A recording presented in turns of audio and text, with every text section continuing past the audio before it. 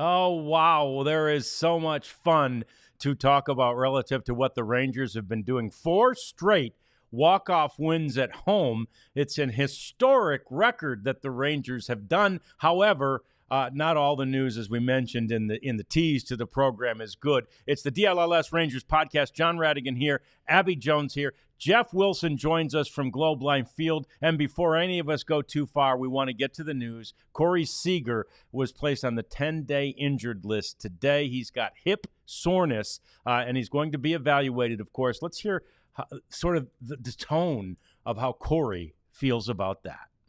Yeah, obviously frustrating. You want to be out there with your guys, starting to finally play some good baseball, and it's not the time you want to miss. So definitely frustrating.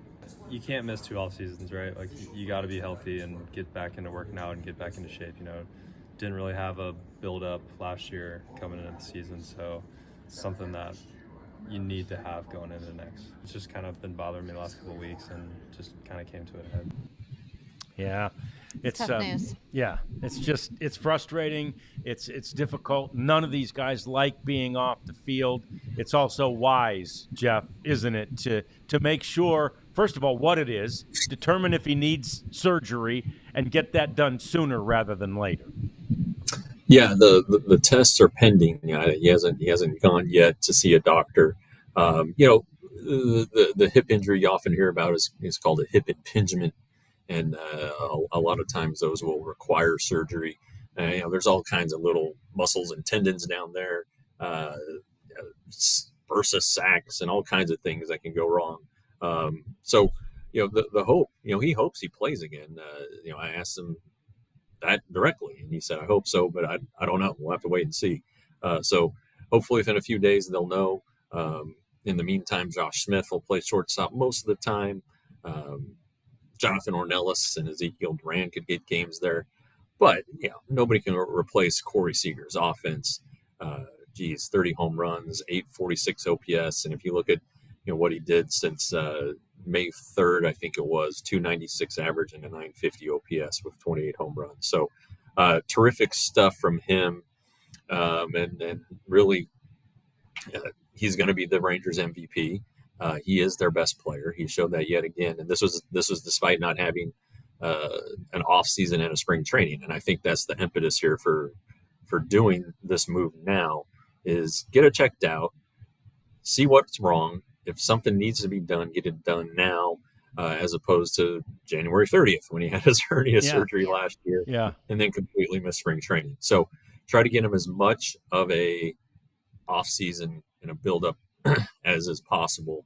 Even he mentioned how important it is there in that clip. He realizes what he missed and how it affected him to start the season.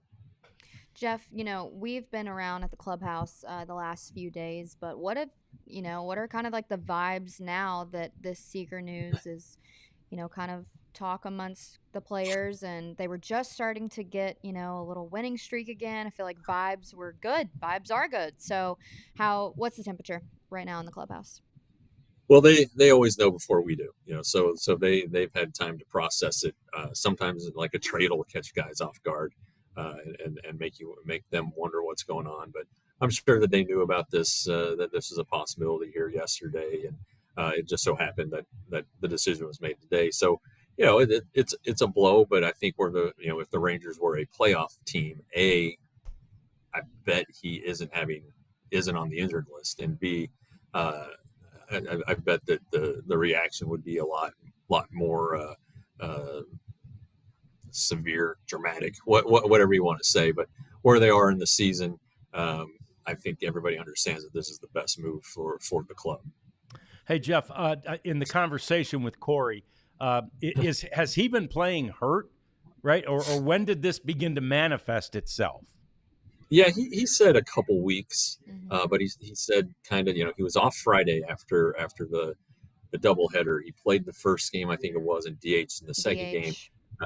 and then Friday was off. Saturday played the field. Sunday DH. And I think Sunday was also in the field. DH day Monday, so that made you maybe wonder a little bit. Then yesterday's off day, it was brought up with Bruce Bochy in the pregame. Said workload management. He's not 100%, but who is these? This time of the year. Yeah. But I think that he finally realized what the best move is. Yeah, he's tough. I mean, he played the last month last season and all the postseason with a sports hernia. Not easy to do.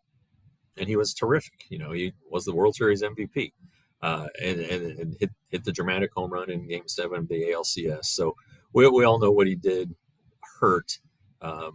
He could probably be out there, but again, with very, very little on the line, it doesn't make sense. So the Rangers replace him on the big league roster with Sandro. Is it Fabian? Yep. Fabian. I'm not sure exactly how it's pronounced, but okay, it's something like that. And it's a good story. He signed as a minor league free agent. He used to be a Giants top prospect. He signed before last year as a minor league free agent. Had a really, really good year at Round Rock and was in the discussion to get called up late in the year if something were to happen to, say, Adolis Garcia, which it did ultimately, and Evan Carter was the choice. But Sandro Fabian was mentioned prominently. His strength is hitting left-handed pitching. With Robbie Grossman no longer on the team, there's an immediate need for something like that. But also, he was in big league spring training. He's in the organization. The Rangers are looking ahead to 2025, and he's one of the guys that they want to see.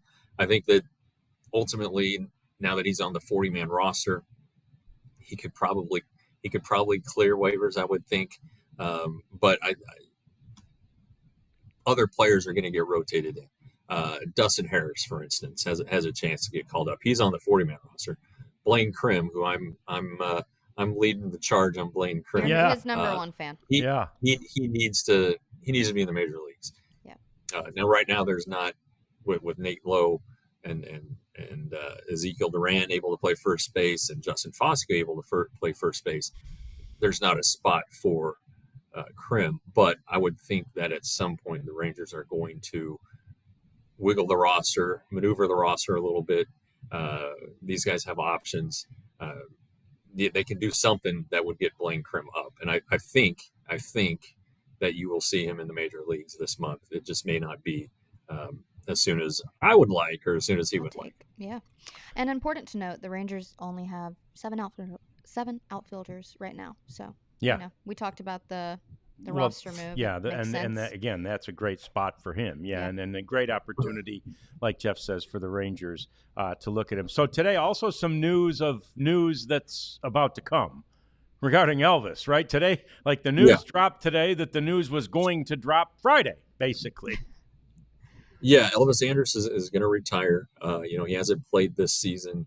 He tried to make the Diamondbacks roster out of spring training, signed late. Went like 2 for 17 or 2 for 19. Didn't make the club, and curiously in the first week of the season, their shortstop Peromo was injured, so they probably could have used Elvis at that point. But he was working out initially, hoping for an opportunity. He has 3 kids, a loving wife, a good family situation. Elvis Andrus has made a ton of money in baseball. He's done a lot. He's cemented his place in Rangers lore. And so Friday, he's going to retire as a Ranger. There will be an afternoon press conference with Michael Young and Moran Washington, who conveniently is going to be in town with the Angels. So it should be a fun time. I'm sure it's hard for Elvis, but he really likes being a dad. He likes being around his kids all the time now. And so that's coming up. So I guess it's a day of big shortstop news for the Rangers. Yeah, it is. And again, Elvis with basically 14, 15-year career. I mean, that's an unbelievable career. Of course, he started as a rookie. He was already in the starting lineup as a rookie. Angel, happy to see Elvis retire as a Ranger. Aren't we all? Jeff, yeah, Abby and I were kind of talking about it before. I mean, like, who else? Of course he was going to retire a Ranger, yeah? Yeah, right. He wasn't going to retire as a White Sox. Right, yeah. I don't think that was going to happen. Numbers aren't pointing there, yeah. He made his debut in 2009. The Rangers shook up the roster to get him on. They moved Michael Young, who just won a Gold Glove, and moved him to third base. And then Elvis made an immediate impact, though. He changed the way the team played. He brought some youthful energy to a team that really hadn't had that for a few years. Since Michael Young and Teixeira and Hank Blaylock were all young and good, they were aging, and he gave them some young life in the postseason. He was great. He fit Ron Washington's mold. Ron Washington wanted to win with defense and creating havoc on the bases. Elvis did that. He was an all-star 2 times. He's the career leader in stolen bases for this team. For a while there, considering how young he was when he debuted, he was a threat for 3,000 hits. I really think, though, that the broken arm in 2018 altered the course of his career.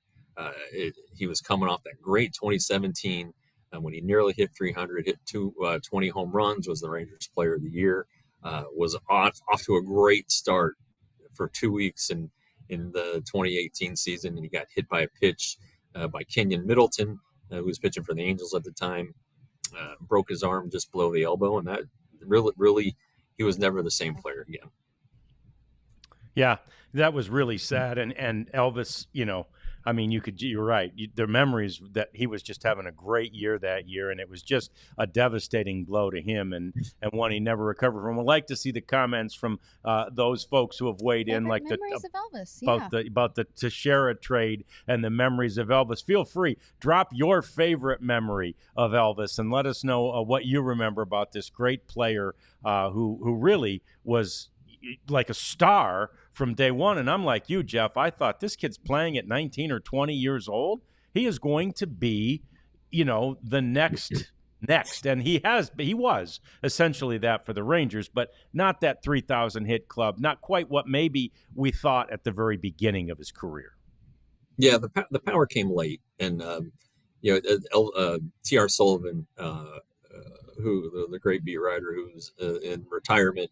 He was writing for my old website, Rangers Today, and will be writing for DLLS beginning this week. He's got a story getting ready to go, but he has a story on Elvis, and I'm going to retweet it here in a little bit. But it's talked about when Elvis came up, it was kind of the rise of all these shortstops, and people thought that he was the next one in line, and the Rangers certainly paid him like that. I think they thought that the power would come sooner than it did. But it didn't, and ultimately the weight of the contract, or the Rangers were in 2021, is what led to his trade to the A's, and that trade produced Jonah Heim. So hey, it helped get the Rangers a World Series. I think that's obviously going to be the biggest regret for Elvis and Beltre and guys of that ilk, that they never won the World Series. But they went. They had the greatest teams in Rangers history, and until about 10 months ago. I was about to say, one of them. Yeah, and credit being given to the Teixeira trade, which is how the Rangers got Elvis from the Atlanta organization.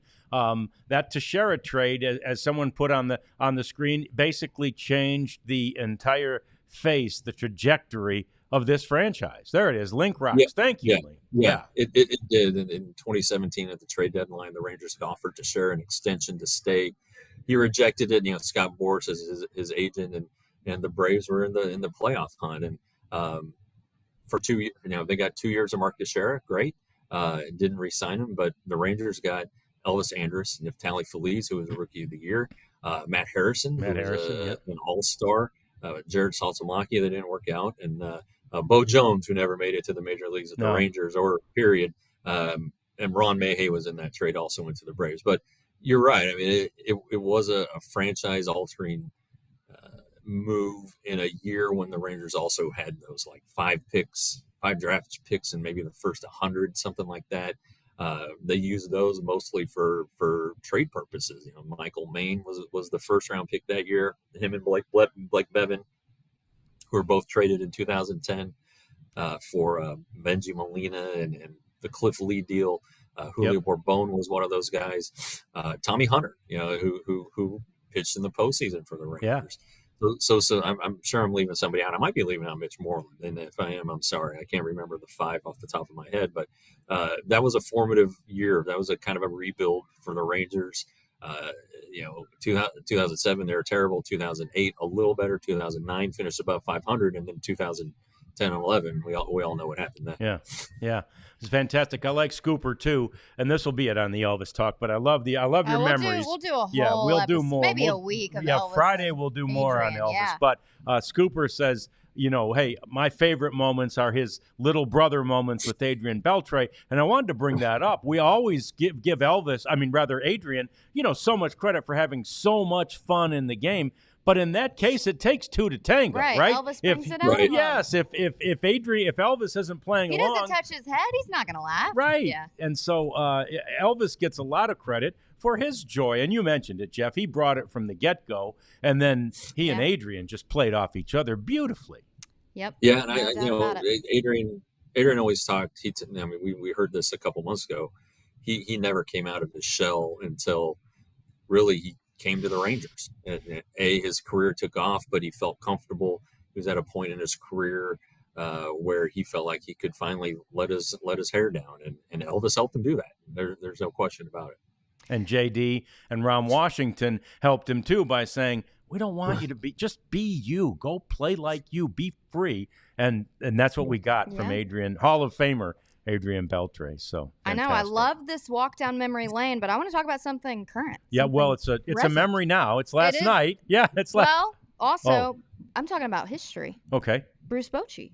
Okay, beautiful. Bruce Bochy, going to go down as, in my humble opinion, one of the best skippers of all time. But Bruce Bochy, just amazing stuff. He is now 8th all-time career managerial wins. 2,159. It's insane stuff. We heard from him last night on The Accomplishment. Let's take a listen to what the skipper had to say. I've been blessed, to be doing this so long. They had a nice little thing, a little champagne there, and I said, "Now this is about you guys and what you've been doing here lately," and raised a glass to them. And look back, it's a lot of games, I know, and to be able to manage this long, I know how lucky I am. He is so great. He acts like, well, the only reason I'm, won this many games is because I've played for so long or managed for so. No, it's not just that. There's so much more to it than just longevity. He pushes all the right buttons. He pulls all the right strings, and he's just a great manager and a great guy. He brings down the heart rate of every player, every, team, coach, everybody in the room. He's just, he's one of the best managers in the history of the game. No doubt. I mean, I have a lot of stories with Jim Leland. Yeah. So that was like my standard, but I think Bruce Bochy shattered all my expectations. Well, and for me, the first manager I covered, Jeff, was with the Detroit Tigers in the early '80s, Sparky Anderson. Oh yeah. And and Sparky's in Boch's sights now he's as far as the list. Yeah, he's 6. Now next is Dusty Baker, and Dusty I think is only 24 wins ahead of where Boch is right now. Some math, but not that much. Yeah, and so, but Boch is it's not just about longevity with him, Jeff, is it? No, he's won 4 World Series. He's been to 5. There are even fewer managers who've won as many as 4 World Series. It's elite company he finds himself in, and all the guys above him are in the Hall of Fame. Bucky Harris, who he just passed, is in the Hall of Fame. Won 2 World Series. He was a Nationals manager. He managed the Tigers for a little while. This is like in the 1920s and 30s. Interesting note about Bucky Harris, he died on his birthday. Oh, wow. You don't see that every day. Happy birthday. Oh, jeez. Yeah. maybe they threw him a surprise party and it went wrong. I don't know. But I love that Bochy, made it about the guys, because he was like, Well- this is really because of you. Well, So, I mean, that's the right thing to say, but it's also the right thing. I mean, Yeah, it is no, right. it's valid. Any coach, any manager will tell you, I am only as good as the team players they coach, give yeah, me. no doubt. And again, there's a certain amount of getting the most out of those guys, but you can't do it. Nobody could manage. Bochy has a system. We've talked about it. Nobody could manage that White Sox team to a lot of victories this year, right? Well, I mean, look at Chris Woodward. What he had arguably Oh, yeah. 2019 was his only chance. Because Yeah. 2020 was COVID and they sold heavily. 2021 was a disaster, and 22 that team had Seager and Simeon, but it still wasn't built to win. So I always told Chris Woodward, I don't know how good of a manager you are because you've never had a chance to manage. You've been dealing with rebuilding. So I hope he gets another chance. But you're right. I mean, Bruce Bochy's had some good teams. The rosters in San Francisco were built on pitching. He had the great pitching staff. Didn't always have a great offense there, and it's a tough ballpark to hit in anyway. So he had guys like Hunter Pence and Brandon Belt and Aubrey Huff. He did have Buster Posey, who won an MVP, but you're not. Barry Bonds wasn't on those World Series teams, Right. And so it's he had to win with pitching and defense, managing the bullpen, which was kind of his calling card there. But it's pretty easy to manage when Tim Lincecum and Matt Cain are giving you 7, 8, 9 innings a start. Madison Bumgarner, you can stick him into a playoff game, and he's suddenly the best pitcher who's ever lived. So, that's the foundation Bruce Bochy wants here. He's stumped by the offense, but if you ask him time and time again, he's going to say pitching and defense. Pitching and defense is going to win you a championship. And he's never been to the postseason after winning a World Series. It's the weirdest thing. So he flip-flops. I mean, Yeah, that's a really statistically strange speaking, thing. 2025 should be good. Yeah, should be another good year. They win every other year under Boch.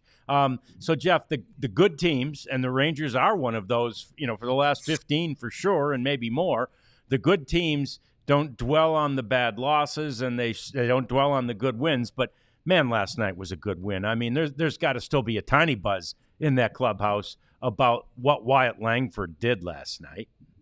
Sure. And, these guys go about their business. They have some meetings when we're in the clubhouse, but you could tell they just felt good. And I think Bruce Bochy felt good. And, despite the news of the day, and, Marcus Simeon's out of the lineup today. So this is the first time that Bruce Bochy has never written in at least one of them in the lineup since he's been here. There will be some youth on the field tonight. A good test against the Yankees, a chance to win the series. Momentum though is only as good as the next day's starting pitcher. So we'll see what happens. But the Rangers got to feel good about themselves right now. They really do. I mean, they aren't clubbing the ball. They're making it a lot more stressful than it needs to be. But they're winning games. Ultimately, that's why you come to the ballpark every day, to win a game. And they've done that. They've done that much more than they have lost the past 2 weeks. And when you look at the standings, the Mariners are kind of coming back toward them, or you could say the Rangers are catching them. However you want to say it. It's only 3 games difference. The Astros are the only team in the West above 500, which is not good. But the Rangers still have a favorable schedule coming up. I think they have a chance, like I said, to get to 500. They definitely have a chance to pass the Mariners. They still have 7 games left against the Mariners. So once they get past the Diamondbacks, the 2 games next week, get past this Yankees game, those are really the 3 toughest games left. So they've got a chance to finish strong, even without Corey Seager. They're going to get Jacob deGrom back and Max Scherzer back. So you know what? There's a chance. There's a reason for optimism. They had a favorable schedule too. Yeah. Compared to the rest of the league. No It was doubt. Like 4th ranked, easiest opponents. No doubt. And I like Scooper's comment because it's on the list to talk about. So let's get to it right now. Josh Smith again, going back to my Detroit roots, the first guy I remember jumping over defensive backs like that was Billy Sims, right? The former Oklahoma Sooner out of Hooks, Texas. Hooks, But that's right. Josh Smith looked like a running back. I didn't know he had it in him. I mean, because again, the guy falls right in front of him. Josh has to react like that, and he goes over him. It was unbelievable, Jeff. Did you talk to him? Yeah, I did not, but I think Kennedy made a joke about him, trying to be a hurdler or something like that.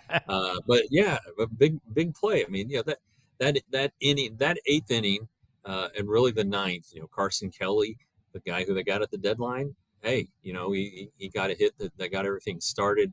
Leody Taveras was, I thought, fortunate to steal second base.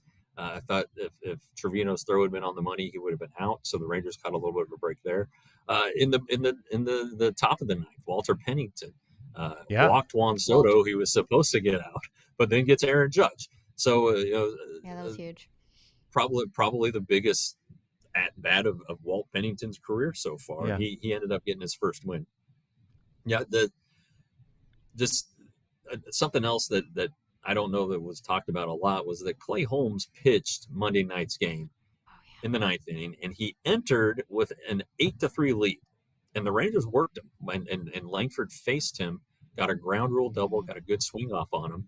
And I think that no question that helped, because we talked about just a few days ago how Langford hasn't had the opportunity to build that Rolodex and see pitchers multiple times. Well, he'd just seen him 24 hours prior, and I think there's a comfort level there. He knew what the stuff looked like, the shape of the pitches, and if the umpire had called some strikes, some pitches that weren't typical strikes.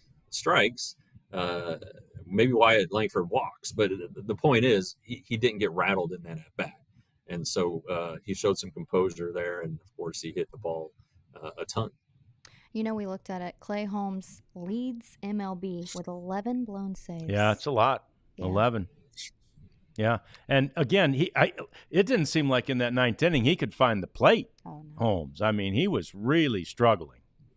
He got some calls, but I haven't seen him pitch enough to know one way or the other. I know that he started out well and things have kind of slid, and they have good setup guys. I don't know what they're going to do in the postseason. I would think it kind of feels going way back. Jeff Russell was the Rangers closer in '96, and it had some ups and downs, but they stuck with him in the postseason, and it didn't go beyond the first series. But there were opportunities for Johnny Oates at the time to make a change, and he didn't.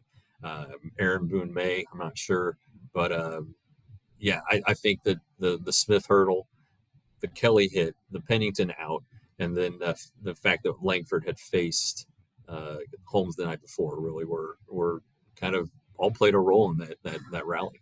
Jeff, did you talk to Walt last night at the clubhouse about? Very briefly. He wasn't. I walked by, I congratulated him, and we're Colorado boys, so we got to hang together. And he congratulations. He goes, yeah, but I walked Soto. I was like, yeah, but you got Judge. You didn't get the guy you're supposed to, but you got the guy you had to. So yeah, good for him. Absolutely good for him. Absolutely great game. And we've got, you said it, Jeff, earlier. You said you're only as good as your next day's starting pitcher. Well, the next day is today, and the starting pitcher is Nathan Eovaldi. The Rangers always feel good. They have for 2 years when Evo's heading out to the mound. Mm-hmm. Yeah, he started against the Yankees earlier this year, and that's when he came up with the soreness on his right side. He threw like 80 pitches in 4 innings in a game the Rangers lost.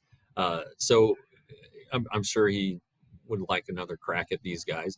He always seems to do the best against the best. It seems to raise his level of focus, his intensity. He's intense enough and a great competitor. So the Rangers should feel good. They really should. And, it's a tough lineup. We've talked about it for the last couple of days, but you got your best going, and you need a chance to win the series. Who else would you rather have if you're the Rangers? Well, let's talk about Judge and Stanton specifically against them because they've seen Evo a lot in their career. Judge is hitting 389 off Evo with 2 career home runs. Stanton 316, 4 home runs. Stanton has been on a little bit of a home run kick lately. Aaron Judge, not so much. Combined this series, he's 2 for 10 against the Rangers staff. So, Wow. yeah, they're finding a way to, shut down Well, the and if they MVP. if Evo and the rest of the Rangers pitchers today keep Judge out of the seats today, it's the longest home run drought, if you will, 9 games. days. Roll my eyes. Of his season. So, that's something. Yeah. They'd rather have a win and win another series. And the Yankees would drop 3 consecutive series, and Orioles now leading the AL East right now with so yeah, that's going to be a race Yankees all the have a way lot down. at stake. This is interesting too. The Yankees have the best road record in the major leagues, and so winning this series becomes even more of an accomplishment. So let's go Rangers, right? I think there are a lot of Rangers fans in Maryland right now, and depending on probably a lot of Rangers fans outside of New York. Honestly, let's face it. You either love the Yankees or you despise them. So, but yeah, series win would be what the third in a row. Just keep the positive things going. Yeah, fantastic. That stadium got loud last night, though. So great. Literally, I ran to get like a drink or bathroom or something, and I just heard noise. Normally, when I hear noise, I'm like, oh, a home run. No, Aaron Judge got a single.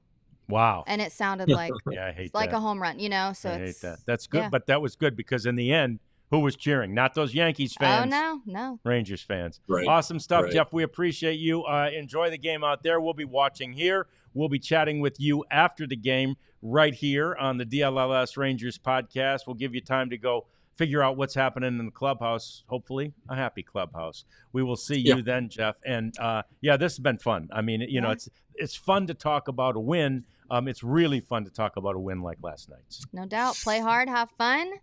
I want to have a good post-game show. Let's go. We're going to eat some popcorn. Yep, we got popcorn upstairs. Yep. And we're I'm going. excited. We're going to sit up there, watch Rangers, and be thrilled to come back and talk to you after the game. So that's going to do it for us. From here in our studios, it's the DLLS Rangers podcast. We'll see you post-game. We all silly like the mayor.